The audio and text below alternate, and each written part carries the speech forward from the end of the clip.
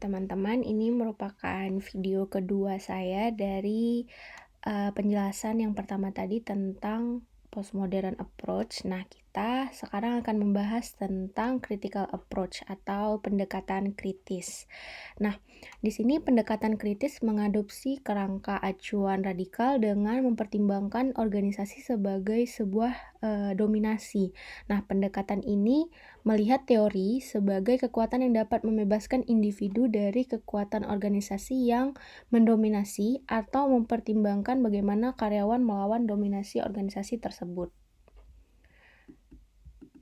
Nah, beberapa akar terpenting dari teori kritis ini dalam organisasi dapat ditemukan di karyanya Karl Marx. Nah, Marx ini merupakan seorang intelektual asal Jerman yang hidup di abad ke-19.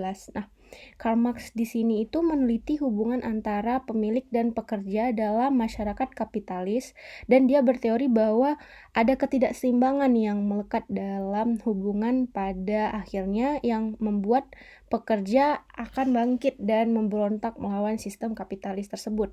Nah, Karl Marx di sini percaya bahwa kritik akan mengarah pada revolusi karena akan mengungkapkan kebenaran mendasar tentang kondisi sosial manusia yang sebenarnya.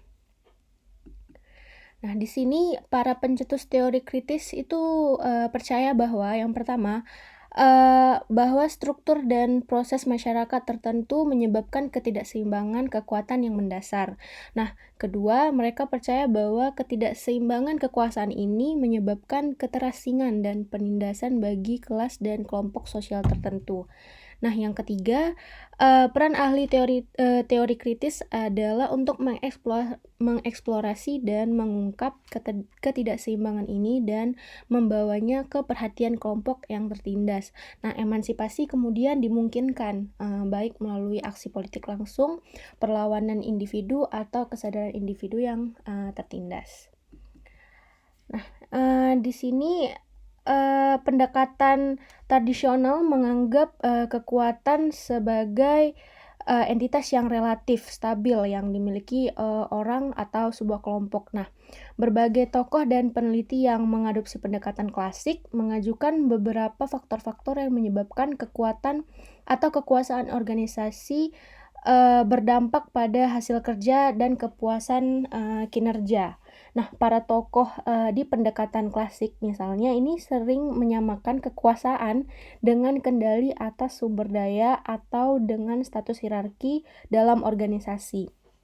Nah, di sini Morgan pada tahun 1997 mengeksplorasi 14 sumber kekuatan dalam pengaturan organisasi yang bisa kita lihat pada bagian yang sebelah kiri itu ada beberapa sumber kekuasaan. Yang pertama itu seperti otoritas formal, pengendalian sumber daya yang langka, terus penggunaan struktur organisasi, aturan dan regulasi, dan sebagainya yang bisa teman-teman baca sendiri. Yang itu merupakan suatu bukti bahwa adanya kekuasaan atau power yang dimiliki oleh kapitalis-kapitalis di organisasi. Nah, selanjutnya itu di sini di dalam buku Miller dia lebih rinci menjelaskan bahwa ada dua pendekatan kekuasaan yang sering dikaitkan dengan komunikasi organisasi. Yang pertama itu adalah control modes and means production. Nah, kekuasaan itu berasal dari pemilik kapitalis yang memiliki kendali atas mode dan alat produksi di tempat kerja. Nah, misalnya Marx berpendapat bahwa mode produk kapitalis ini didasarkan pada pemilik yang mengambil alih kerja atau surplus dari para pekerja. Nah, pemilik dan pekerja dalam sistem kapitalis ini bahkan sering tidak menyadari proses yang sudah terjadi ini. Nah, keterasingan dapat terjadi melalui pekerjaan berulang dan membosankan yang diciptakan oleh teknologi. Nah, penindasan dapat terjadi karena pekerja diganti atau dibatasi kemajuannya oleh robotik atau pencapaian teknis lainnya. Nah, keseimbangan yang tersembunyi ini kemudian menimbulkan banyak konflik antara pekerja dan pemiliknya. Nah, sangat jelas sekali di sini ini adalah suatu contoh dari ketidakseimbangan yang terjadi di pendekatan klasik gitu. Nah, yang kedua itu adalah control of organization discourse. Nah, di sini kekuasaan diproduksi melalui wacana organisasi yang secara sosial dibangun melalui interaksi komunikatif. Nah, di sini maksudnya ada sejumlah cara di mana wacana organisasi dapat dilihat sebagai menciptakan kembali struktur kekuasaan di tempat kerja. Misalnya itu penggunaan bahasa atau di dalam budaya kita untuk mendeskripsikan pekerjaan dapat dilihat sebagai penguat struktur kekuasaan yang dominan. Nah, jadi cerita-cerita yang dimaksudkan di sini adalah cerita orang-orang tentang memahami bagaimana hebatnya organisasi tersebut dengan cara ini tuh seringkali mendukung koalisi organisasi yang lebih dominan gitu.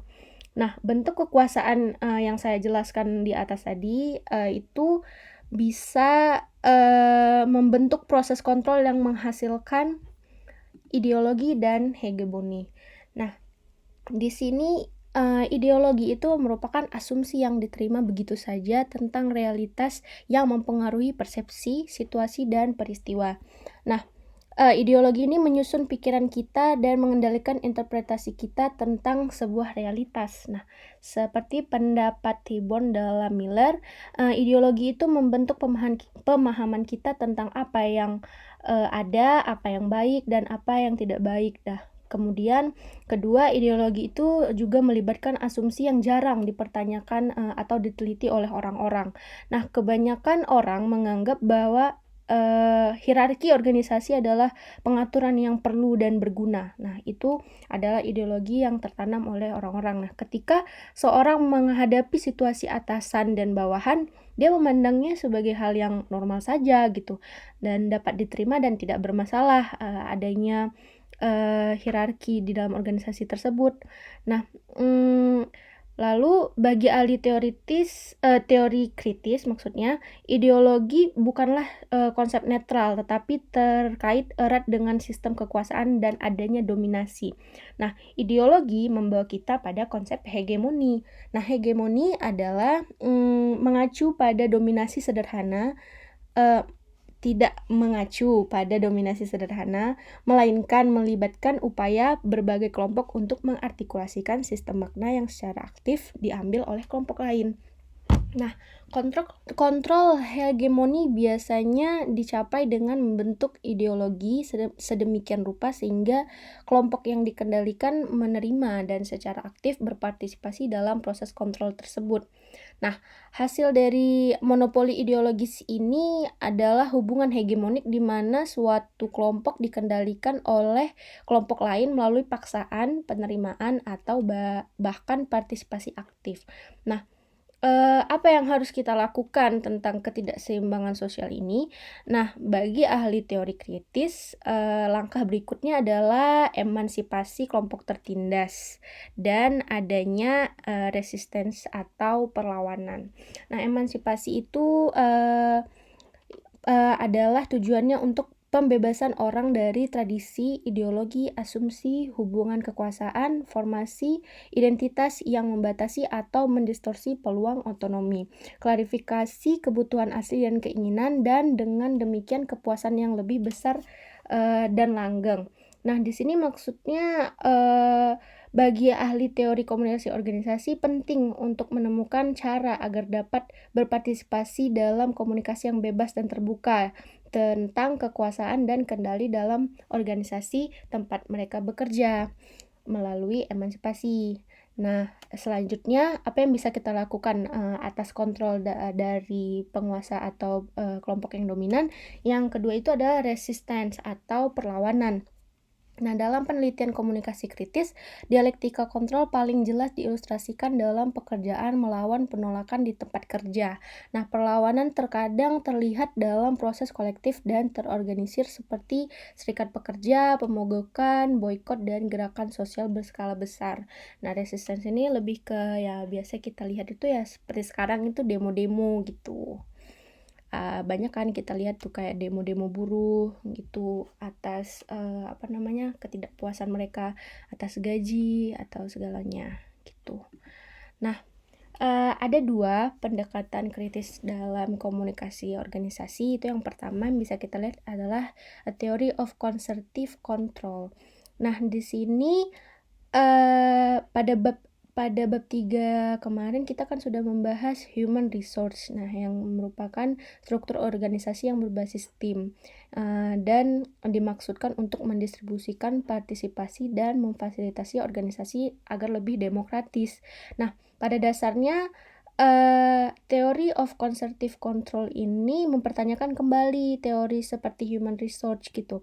Apakah struktur berbasis tim ini benar-benar telah memenuhi cita-cita organisasi atau sudah benar-benar ideal?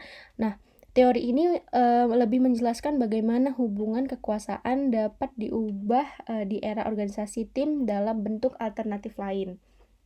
Nah, di sini bisa kita lihat elemen-elemen dari teori ini yang merupakan pertama itu kontrol. Nah, karyawan bekerja sama untuk membuat aturan dan norma yang mengatur perilaku mereka sendiri. Nah, di sini peran manajemen puncak atau manajer adalah untuk memberikan visi ke perusahaan yang berbasis nilai untuk digunakan anggota tim untuk membantu tindakan mereka sehari-hari. Jadi mereka tuh enggak dikontrol langsung oleh manajernya gitu. Nah, yang kedua itu ada identification. Nah, identifikasi di sini merupakan persepsi kesatuan atau milik bersama atau kolektif di mana individu itu mendefinisikan dirinya sebagai salah satu anggota dari organisasi tersebut. Nah, yang ketiga adalah disiplin. Nah, melalui interaksi komunikatif, kelompok kerja mengembangkan teknik untuk memberi penghargaan dan menghukum perilaku yang sesuai atau menyimpang dari nilai-nilai yang dianggap penting oleh kelompok kerja. Nah, dari teori ini tuh maksudnya organisasi bergerak dari model hierarki tradisional ke sistem organisasi yang berbasis tim. Nah, conservative control menyatakan bahwa kekuasaan tertanam dalam sistem identifikasi dan disiplin. Para pekerja di sini mengidentifikasi nilai dan norma-norma manajemen yang kemudian nilai tersebut sebagai dasar membuat keputusan di tempat kerja dan untuk mendisiplinkan anggota lainnya di tim kerjanya gitu. Nah, selanjutnya pendekatan kedua dalam teori komunikasi organisasi dalam pendekatan kritis adalah feminist theories yang dalam komunikasi organisasi. Nah, di sini Miller mempertimbangkan ada 3 studi untuk memberi contoh penelitian feminis dalam komunikasi organisasi. Nah, sebelumnya kita harus tahu dulu feminist teori ini apa. Nah, banyak sarjana feminis telah mencatat bahwa organisasi dalam bentuk tradisional dan birokratis itu pada dasarnya bersifat patriarkal,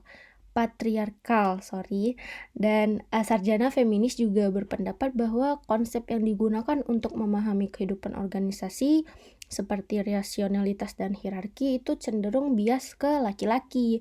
Nah, maksudnya di sini perempuan dalam organisasi dapat menjadi terpinggirkan dalam kehidupan organisasi karena dinamika hubungan gender dalam struktur organisasi yang lebih patriarki.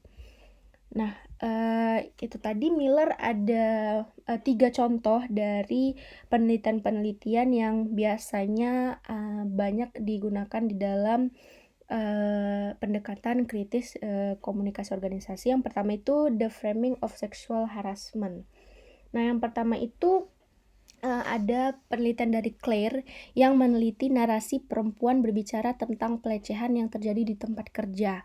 Nah, di sini secara spesifik kelompok yang ditundukkan dalam hal ini target pelecehan itu adalah perempuan. Nah, di sini membingkai cerita mereka sedemikian rupa sehingga insiden pelecehan seksual umumnya diasingkan atau dijauhkan dari arus utama komunikasi organisasi.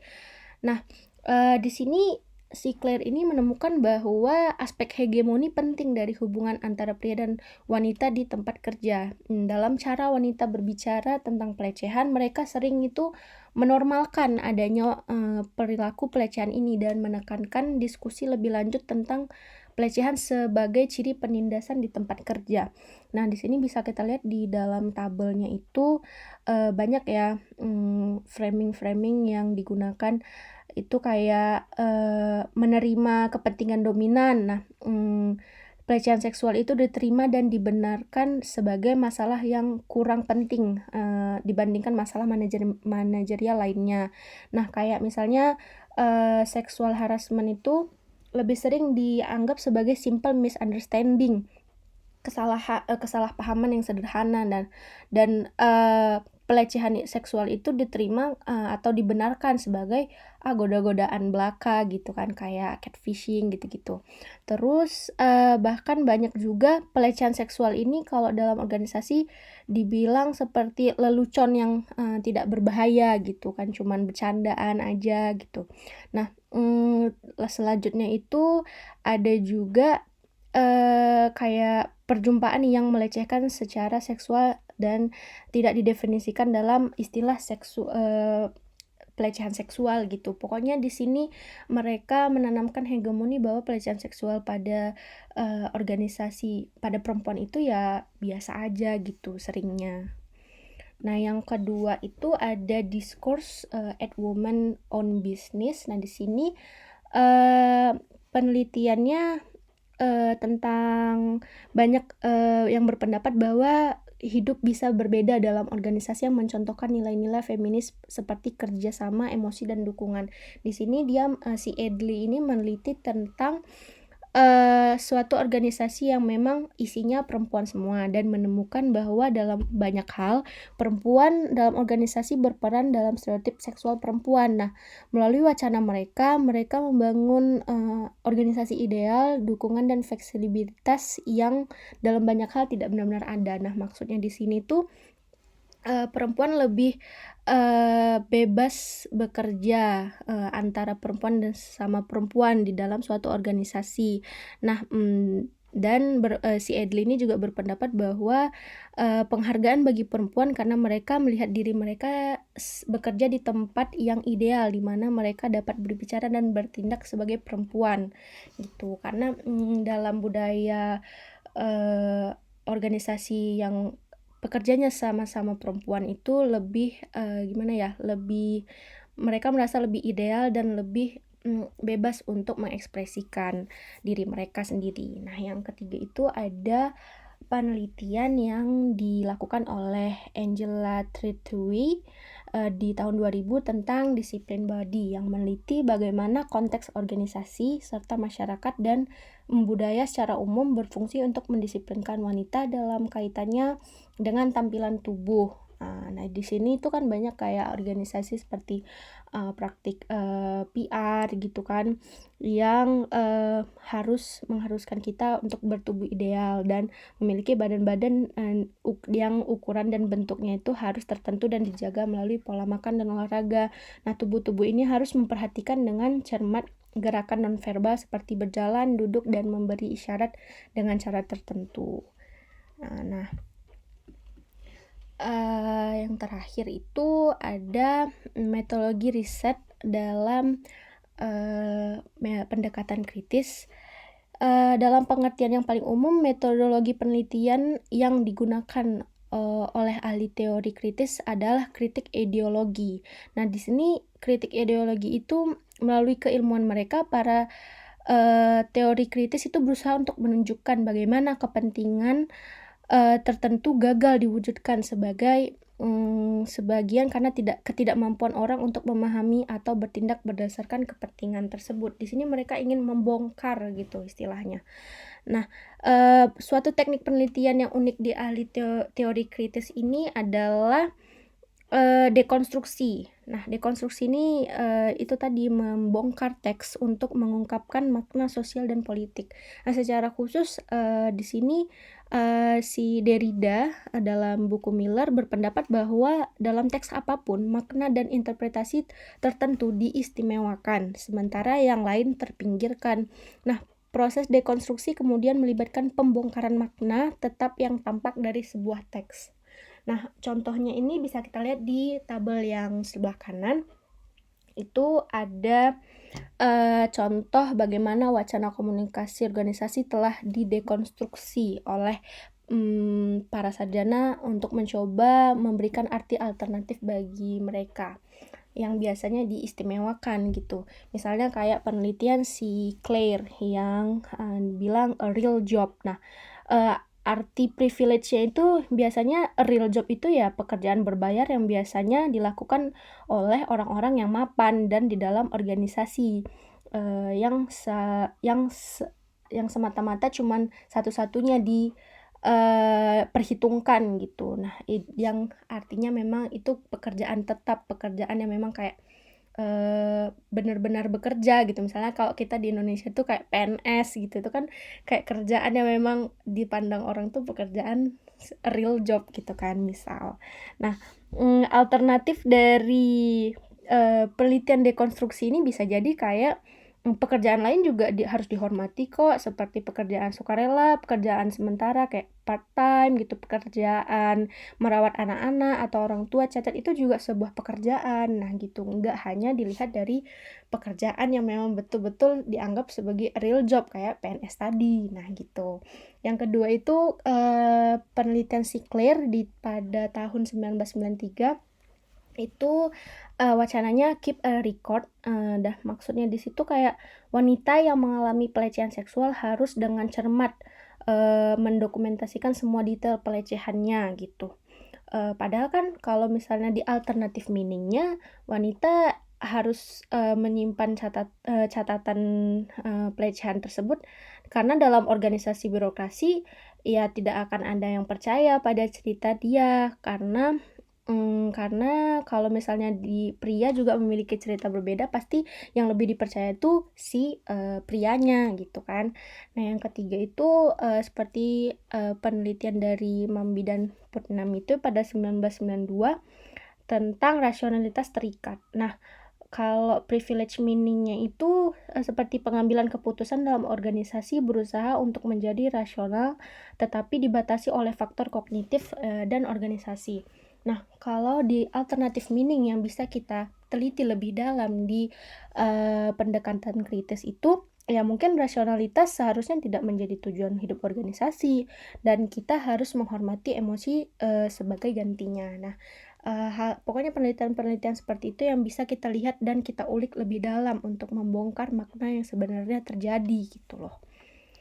Langsung saja ke studi kasusnya. Saya mengambil studi kasus tentang glass ceiling. Mungkin teman-teman yang dulunya sudah satu kelas sama saya pasti juga pernah melihat saya kalau misalnya ingat saya pernah mempresentasikan tentang glass ceiling ini juga.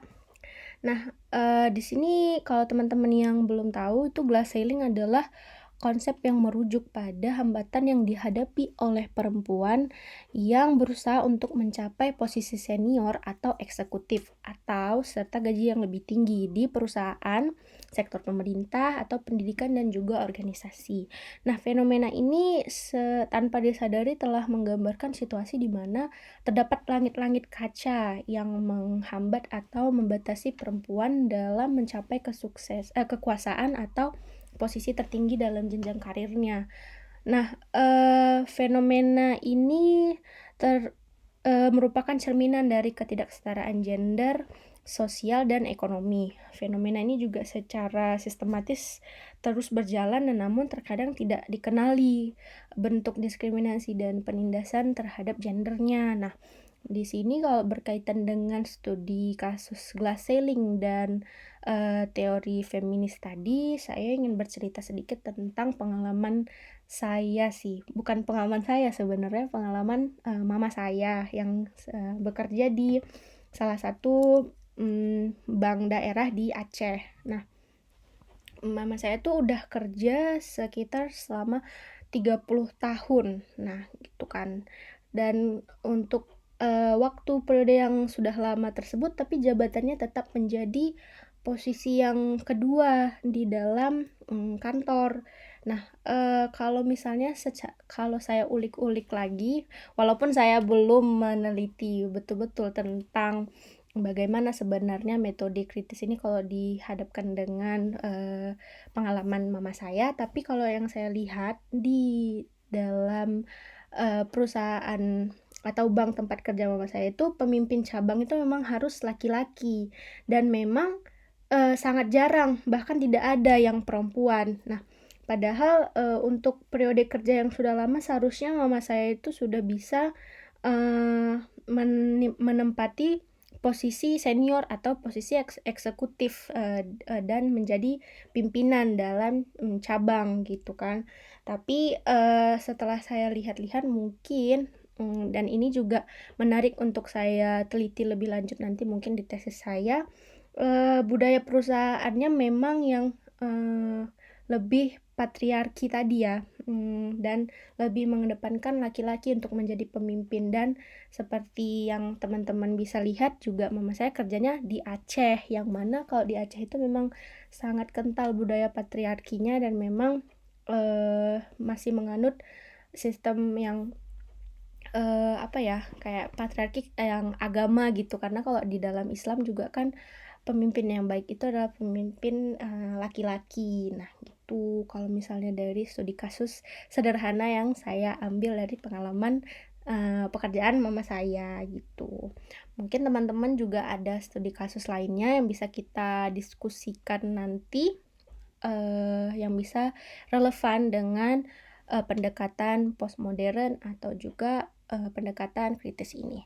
Nah, terima kasih ya teman-teman sudah mendengarkan. Maaf kalau kepanjangan dan maaf kalau, penjelasan saya berbelit-belit, tapi, kalau misalnya ada yang tidak bisa dipahami nanti bisa ditanyakan di kelas hari Senin. Nah, terima kasih teman-teman, mari berdiskusi. Selamat pagi, selamat siang semuanya.